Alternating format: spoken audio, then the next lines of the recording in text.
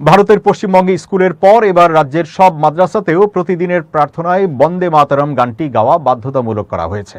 শুভেন্দু অধিকারী নেতৃত্বাধীন নতুন বিজেপি সরকার এই নির্দেশ জারি করেছে। রাজ্য সরকারের মাদ্রাসা শিক্ষা অধিদপ্তরের পক্ষ থেকে জানানো হয়েছে, পশ্চিমবঙ্গের সব স্বীকৃত মাদ্রাসায় সকালের সমাবেশে শিক্ষার্থীদের বাধ্যতামূলকভাবে এই গানটি গাইতে হবে।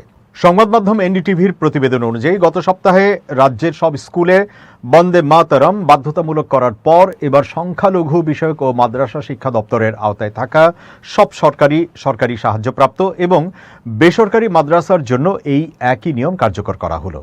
এর আগে গত সপ্তাহে রাজ্যের স্কুলগুলোতে ক্লাস শুরুর আগে সমাবেশে বন্দে মাতরম গাওয়া বাধ্যতামূলক করেছিল রাজ্য সরকার। এরপর মুখ্যমন্ত্রী শুভেন্দু অধিকারী একটি অনলাইন পোস্টে জানান, পূর্বের সমস্ত নির্দেশনা বাতিল করে স্কুল শিক্ষা দপ্তরের অধীনস্থ সব শিক্ষা প্রতিষ্ঠানে ক্লাস শুরুর আগের প্রার্থনায় এই গানটি যুক্ত করা হয়েছে। তার ঠিক এক সপ্তাহের মাথায় মাদ্রাসাগুলোর জন্য একই নির্দেশনা জারি করা হলো।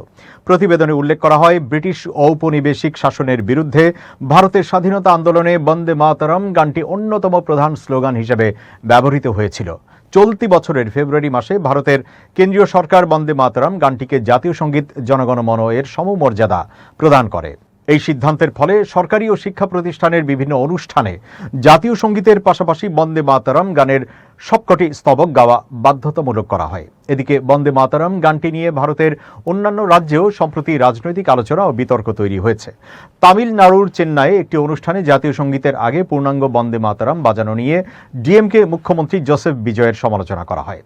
অন্যদিকে কেরালায় ভিডি সতীশন সরকারের শপথ গ্রহণ অনুষ্ঠানে পুরো গানটি গাওয়া নিয়ে বামপন্থী দলগুলো প্রশ্ন তোলে। তবে এই বিতর্ক থেকে দূরত্ব বজায় রেখে কেরালা সরকার জানায়, অনুষ্ঠানের সূচি রাজভবন থেকে নির্ধারণ করা হয়েছিল। এই ঘটনার পরিপ্রেক্ষিতে বিজেপি পাল্টা অভিযোগ করে জানায়, কমিউনিস্টরা ভারতীয় সংস্কৃতিকে অবজ্ঞা করছে।